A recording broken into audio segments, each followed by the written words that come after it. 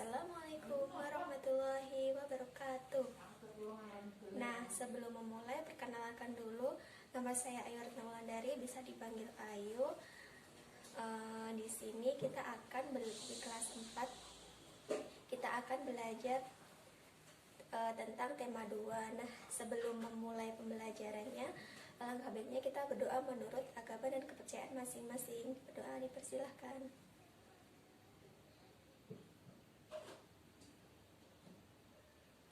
Doa selesai.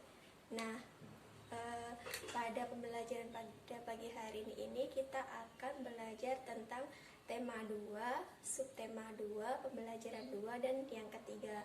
Nah, untuk lebih memahaminya, kita simak video berikut ya.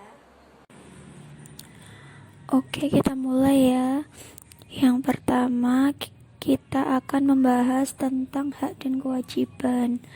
Nah, sebelum memulai lebih lanjut lagi, kita akan belajar dulu apa pengertian dari hak dan kewajiban. Jadi, hak adalah sesuatu yang harus didapatkan oleh setiap orang yang telah ada sejak lahir, bahkan sebelum lahir. Nah, jadi hak itu sesuatu yang harus didapatkan. Sedangkan kewajiban adalah kewajiban sesuatu yang diwajibkan yang harus dilaksanakan. Nah, dari penjelasan keduanya tadi sudah jelaskan perbedaannya.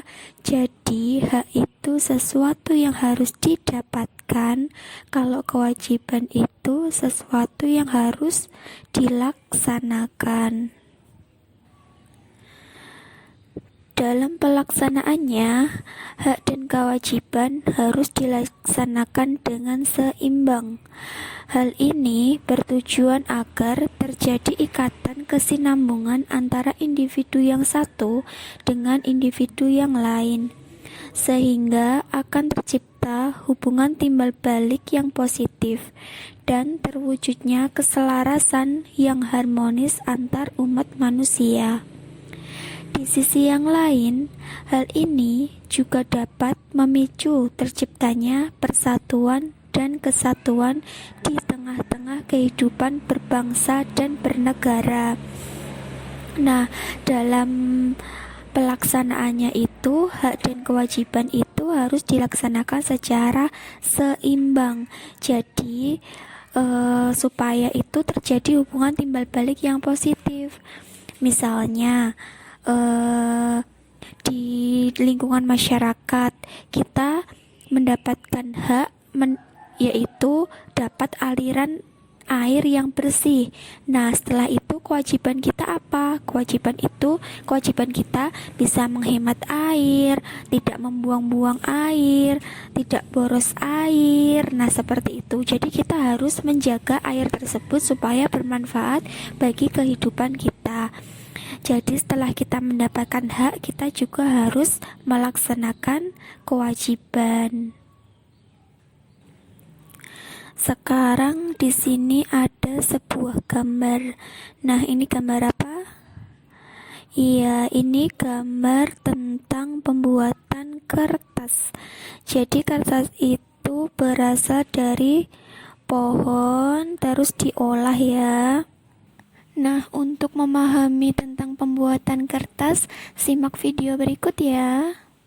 Ini nanti ada video pembuatan kertas.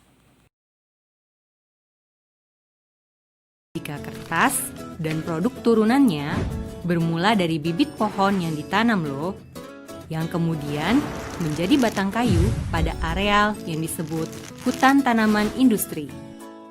Dalam rentang 5 tahun sejak penanaman dilakukan, tiap batang pohonnya telah siap dipanen sebelum kembali lagi ke tahap penanaman kembali, hingga seterusnya siklus ini berlangsung. Di pabrik, batang kayu yang telah dipanen diolah hingga terkelupas bersih. Sementara kulit kayu yang terkelupas tetap bermanfaat karena dijadikan bahan bakar biomasa. Kemudian, kayu tadi dicacah hingga menjadi serpihan atau yang disebut wood chips. Caranya, serpihan kayu dimasak dalam tangki raksasa yang bertekanan tinggi, serupa proses pencernaan dalam tubuh manusia. Hasilnya, dalam bentuk yang lembut, serat kayu yang dibutuhkan akan terpisah dari kandungan lainnya. Selanjutnya, bubur kertas atau pulp akan mulai terlihat bentuknya. Sesuai kebutuhan, pulp ada yang dikeringkan hingga berbentuk padat dan siap dikemas. Ada pula yang langsung diproses ke tahap selanjutnya. Selanjutnya, pulp tadi sudah bisa diolah untuk menjadi kertas dan beragam produk turunannya. Caranya dengan terlebih dahulu mencairkan pulp hingga berbentuk bubur yang dikenal dengan tahapan wet end. Mengalirkannya ke mesin di mana pulp diperas dan ditekan sedemikian rupa atau biasa disebut tahapan dry end, hingga terbentuklah lembaran kertas seperti yang kita kenal dalam bentuk gulungan raksasa. Dari gulungan tadi, dilakukan pemotongan sesuai ukuran dan jenis produk yang dikehendaki. Berlanjut ke pemilahan dan pemeriksaan kualitas. Diakhiri dengan proses pengemasan dan pengiriman ke berbagai tujuan ke seluruh penjuru dunia. Itu tadi video tentang pembuatan kertas. Nah, kertas diproduksi dengan menggunakan mesin yang energinya sangat besar. Nah, bahan utama kertas itu ada pohon sama air. Dalam satu rim kertas berukuran A4 diperlukan satu pohon yang usianya 5 tahun. Untuk menghasilkan satu lembar kertas dibutuhkan 2 gelas air. Nah, dalam satu rim kertas itu sangat dibutuhkan satu pohon loh. Pohonnya itu harus berusia berapa? Harus berusia 5 tahun. Nah, dalam menghasilkan satu kertas kan kita harus menunggu pohon itu berusia 5 tahun dulu. Itu kan sangat lama. Oleh karena itu, kita harus menghemat kertas. Nah, dalam menghemat kertas itu kita sama aja melaksanakan hak dan kewajiban secara seimbang. Nah, hak dalam pembuatan kertas tadi, hak kita yaitu mendapatkan kertas untuk kegiatan sehari-hari seperti untuk menulis, untuk membungkus. Terus kewajiban kita tidak boleh boros kertas. Nah, kita bisa menggunakan kertas bekas dalam kehidupan sehari-hari. Semisal ada kertas yang kosong, terus kita semisal lagi belajar matematika, terus kita bisa buat oret-oretan. Terus semisal kalender yang sudah tidak dipakai itu kita bisa gunakan untuk membungkus makanan dan yang lain-lain. Oleh karena itu, jangan kita boros dalam penggunaan kertas. Nah, dari cara pembuatan kertas tadi ada beberapa bahan dalam pembuatan kertas tadi. Ada apa aja? Ada pohon, ada air, sama ada udah itu aja ya, ada pohon sama ada air. Itu yang penting dalam proses pembuatan kertas. Nah, apabila kita tidak hemat kertas, sama aja kita memicu semakin cepatnya penebangan pohon. Kenapa? Karena kertas itu kan dari pohon. Nah, apabila kita boros kertas, kita menggunakan banyak sekali kertas, kita juga banyak menebang pohon. Nah, itu terdapat dampak negatifnya juga. Apa?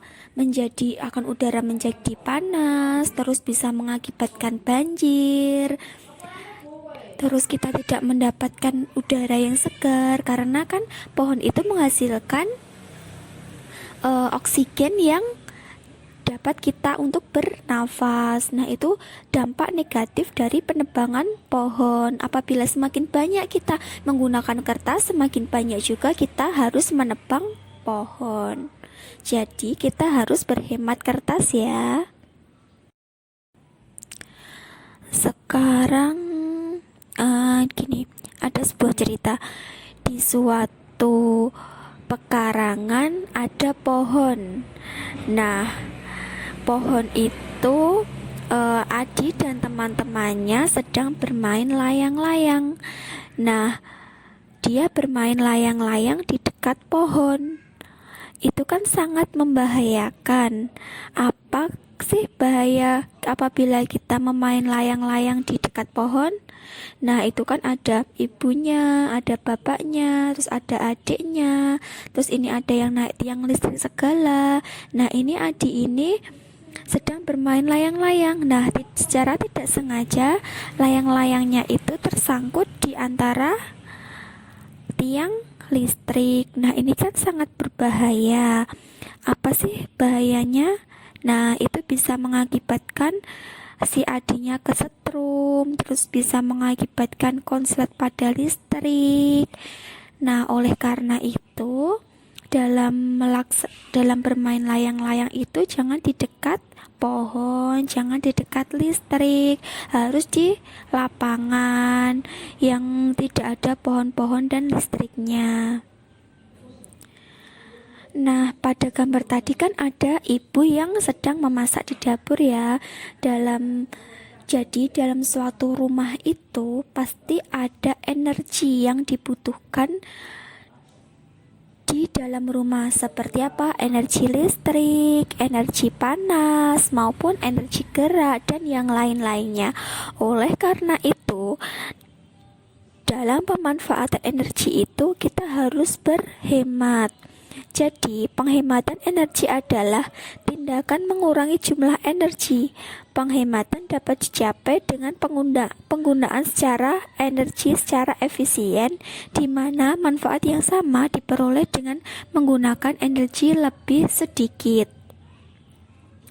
Nah, jadi di rumah itu kita harus memanfaatkan energi sehemat mungkin, seperti tidak menyalakan lampu di siang hari, terus menghidupkan kipas seperlunya saja, atau enggak kita buka semua ruangan jendela yang ada, terus kita supaya kita mendapatkan angin yang segar, sehingga tidak usah menggunakan kertas, terus menonton TV tidak usah terlalu malam. Nah, itu contoh dari penghematan energi. Tentu saja ya, di dalam rumah itu pasti ada perubahan energi.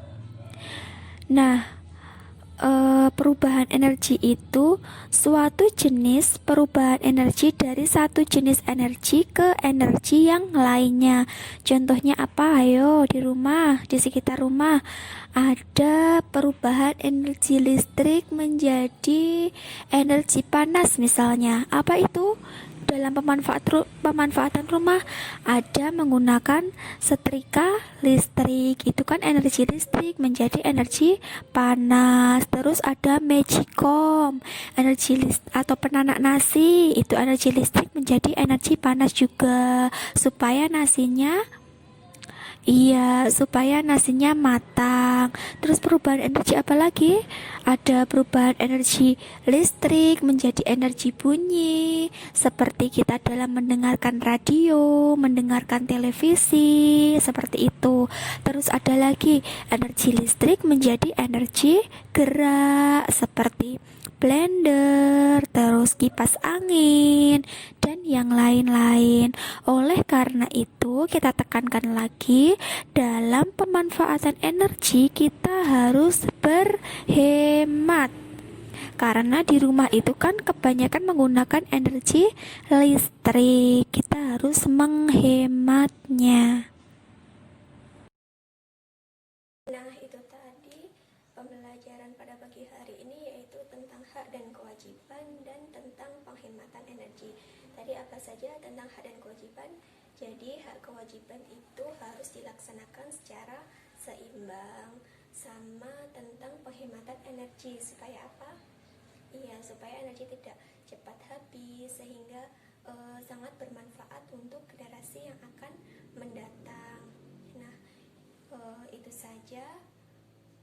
Apabila ada salah, saya mohon maaf. Akhirul salam. Wassalamualaikum warahmatullahi wabarakatuh.